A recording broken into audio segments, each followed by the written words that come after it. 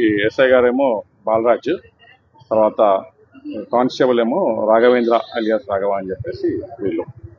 దీంట్లో ఆ కంప్లైంట్ ఏంటంటే మా దగ్గర అప్రోచ్ అయిన కంప్లైంట్కి ఒక ల్యాండ్ ఉంది, 400 చిల్లర గజాల ల్యాండ్ ఉంది. ఆ ల్యాండ్లో డెవలప్మెంట్ అగ్రిమెంట్ కమ్ జీపీఏ చేసుకున్నారు ఒకరితో. చేసుకున్న పార్టీతో కొంచెం టైం లిమిట్ ఉంటుంది కదా, దానికి ఆ టైం లిమిట్ దాటిపోయిన తర్వాత అది ల్యాప్స్ అయిపోయింది. ల్యాప్స్ అయిపోతే మళ్ళీ second development agreement come GPA రెండోసారి కూడా చేసుకున్నారు.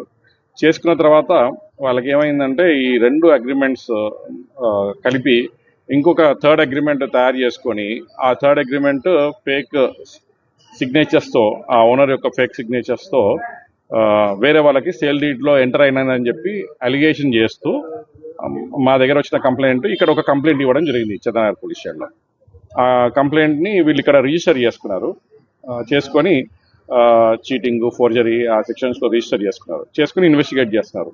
ఆ ఇన్వెస్టిగేషన్ ఐఓ బాలరాజ్ ఎస్ఐ గారు, ఆయనకి రైటర్గా ఆయన కొంచెం సహకారాలు అందిస్తారు అన్నమాట. రాఘవేంద్ర అని ఏదైనా రైటింగ్ విషయంలో ఆయనకి అసిస్ట్ చేస్తారు.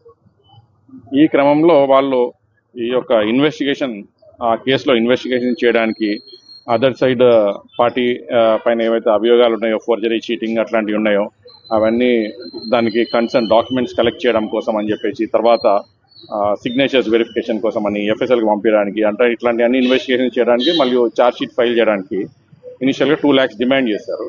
ఈ 2 lakhs demand at a time ఇవ్వలేమంటే సరే పార్ట్ పేమెంట్ కింద ఇవ్వమని